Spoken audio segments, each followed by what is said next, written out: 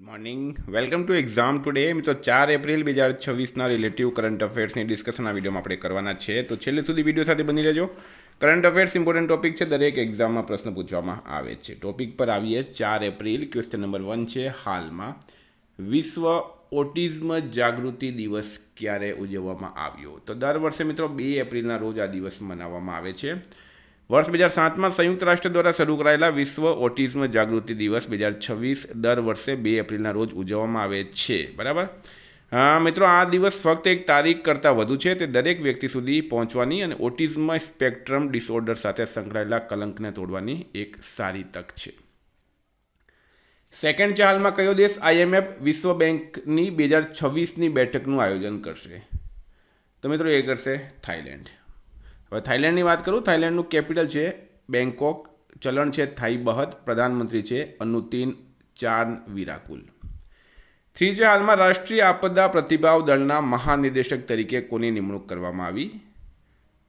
તો મિત્રો, પિયુષ આનંદ right answer થશે. બરાબર. પિયુષ આનંદની રાષ્ટ્રીય આપદા પ્રતિભાવ દળના મહાનિદેશક તરીકે નિમણૂક કરાઈ. હવે નવી નિમણૂકની વાત કરીએ તો નવા રચાયેલા રાષ્ટ્રીય દંત આયોગના અધ્યક્ષ બન્યા છે ડૉક્ટર સંજય તિવારી. પુનીત ગુપ્તા DNPAના નવા પ્રમુખ બન્યા. આક્રમક વિદેશી પ્રજાતિઓનો સામનો કરવા માટે રાષ્ટ્રીય જૈવ વિવિધતા સત્તામંડળની રચના કરવામાં આવી. ધનંજય મોહનને નિષ્ણાંત સમિતિના અધ્યક્ષ બનાવવામાં આવ્યા. સાધ્વી નિરંજન જ્યોતિ NCBCના અધ્યક્ષ તરીકે ચાર્જ સંભાળ્યો. નોકિયા ઇન્ડિયાએ સમર મિત્તલને તેના દેશના બિઝનેસ લીડર તરીકે નિયુક્ત કર્યા. OpenAIએ કિરણ મણીને એશિયા પેસિફિક માટે MD તરીકે નિયુક્ત કર્યા. મેટ બ્રિટન BBCના નવા ડાયરેક્ટર જનરલ બન્યા.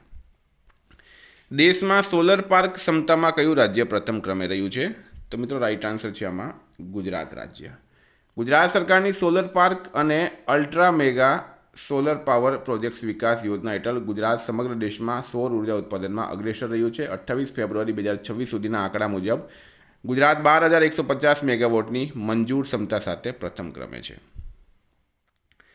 વિદ્યાર્થી મિત્રો, આવનારી તમામ પરીક્ષાઓ માટે એક્ઝામ ટુડેનું લેટેસ્ટ એક વર્ષનું કરંટ અફેર્સ, જેમાં Olympic, Paralympic, COVID, IPL, GI tag, બદલાના વર્તમાન પદાધિકારી, પુસ્તક લેખક, company CEO, brand ambassador, award GK, sport GK, G20 summit, T20 world cup, FIFA world cup, election GK, Ayodhya GK, budget, champions trophy, IPL, Padma awards, આવી રીતના topic wise current અફેર્સની PDF, છેલ્લા એક વર્ષની લેટેસ્ટ મંથલી કરંટ અફેર્સની PDF, 10,000થી વધારે પ્રશ્નો, ઇન્ડિયા, ગુજરાત, ઇન્ટરનેશનલ લેવલનું પૂરું current affair, specially police constable, PSI, CC માટે. મિત્રો, PDF માટે ખાલી 250 રૂપિયા 9510411961 પર ગૂગલ પે, ફોનપે, પેટીએમ કંઈ પણ કરો, સ્ક્રીનશોટ મોકલી આપો. 2 મિનિટમાં PDF મળી જશે. તમામ પરીક્ષાઓમાં 100% કરંટ અફેર આપણું પૂછાય છે. ઇન્ડિયા, ગુજરાત, ઇન્ટરનેશનલ લેવલનું પૂરું આવી જશે. હાલમાં એનર્જી સ્ટેટિસ્ટિક્સ ઇન્ડિયા 2026 મુજબ કયા રાજ્યને નવીનીકરણીય ઉર્જામાં પ્રથમ ક્રમ આપવામાં આવ્યો? તો રાઈટ આન્સર છે મિત્રોમાં રાજસ્થાન રાજ્ય. હવે રાજસ્થાનની વાત કરું. કેપિટલ છે જયપુર, CM છે ભજનલાલ શર્મા, રાજ્યપાલ છે હરિભાઉ કિશનરાવ બાગડે. 6 છે, હિમાલયના રાજ્યોને સહાય પૂરી પાડવા માટે હાલમાં કઈ યોજના શરૂ કરવામાં આવી? હિમાલયન રાજ્યોને સહાય પૂરી પાડવા. તો મિત્રો, pride of hills right answer છે.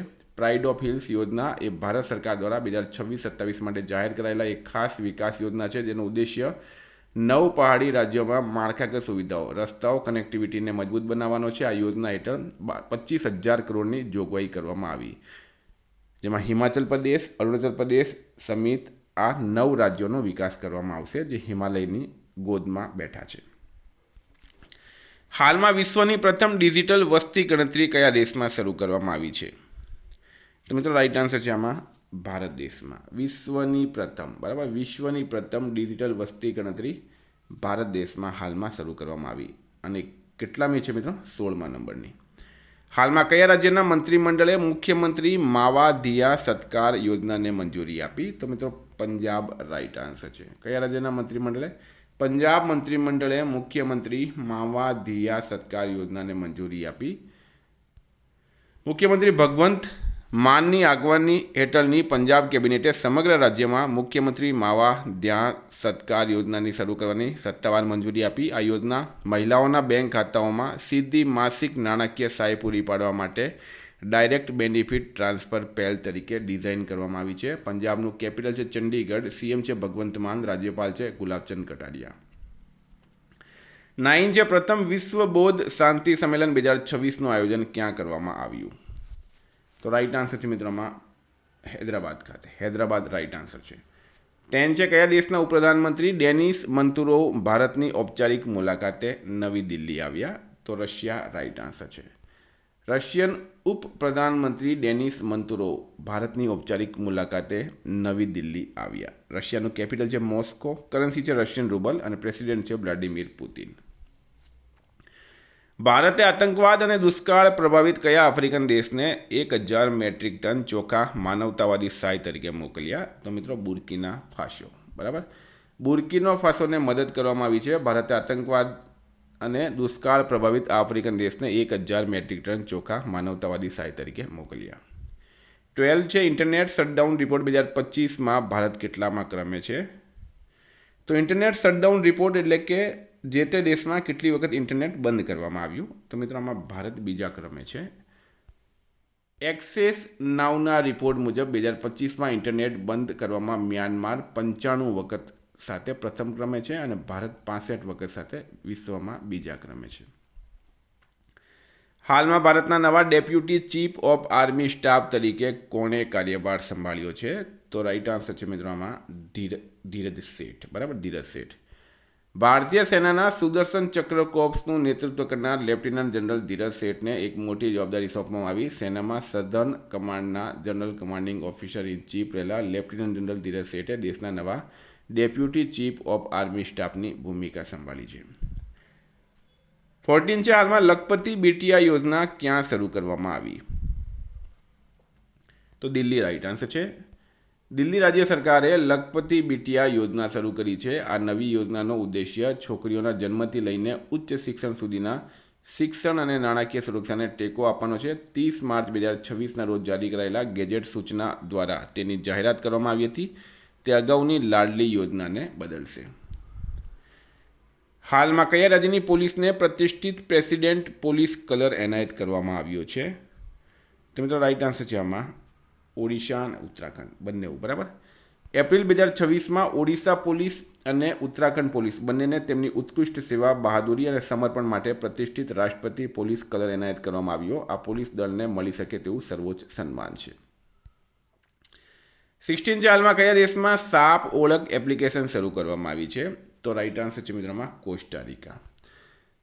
હાલમાં સાપ ઓળખ એટલે કે સાપની ઓળખાણ, સાપ ઓળખ એપ્લિકેશન કોસ્ટારિકા દેશમાં શરૂ કરવામાં આવી. આ એપ્લિકેશનનું નામ આઈસીપી એપ છે, જેનો ઉદ્દેશ્ય ઝેરી સાપોને ઓળખવામાં મદદ કરવો અને લોકોમાં જાગૃતિ વધારવાનું છે. તો મિત્રો આ હતા કરંટ અફેર્સના પ્રશ્નો. વાત કરીએ રિવિઝનની. 3 એપ્રિલ 2026 હાલમાં ભારતીય રિઝર્વ બેંકનો 91મો સ્થાપના દિવસ 1 એપ્રિલે મનાવાયો. કયા દેશે કારીબા ડેમ પર 500 મેગાવોટની ફ્લોટિંગ સોલર પ્રોજેક્ટ શરૂ કર્યું? ઝિમ્બાબ્વે. ભારતનું પ્રથમ ક્વોન્ટમ કમ્પ્યુટર હાલમાં કયા શહેરમાં લોન્ચ કરવામાં આવશે? અમરાવતી.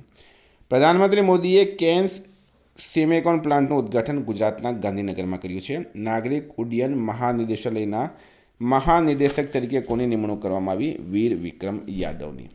કઈ બેંકે S&P ગ્લોબલ CSA રેન્કિંગમાં ટોચનું સ્થાન મેળવ્યું? યસ બેંક રાઈટ આન્સર છે. જાપાનીઝ ગ્રાન્ડ પ્રિક્સનો ખિતાબ જીતનાર સૌથી નાની ઉંમરના રેસર બન્યા છે એન્ડ્રિયા કિમી એન્ટોનેલી. હાલમાં કયા ભારતીયને યુએસએનો national book critics circle award એનાયત કરવામાં આવ્યો? અરુંધતી રોય રાઈટ આન્સર છે. કયા દેશમાં ઓપરેશન જાન ફિદાની શરૂઆત થઈ? ઈરાન.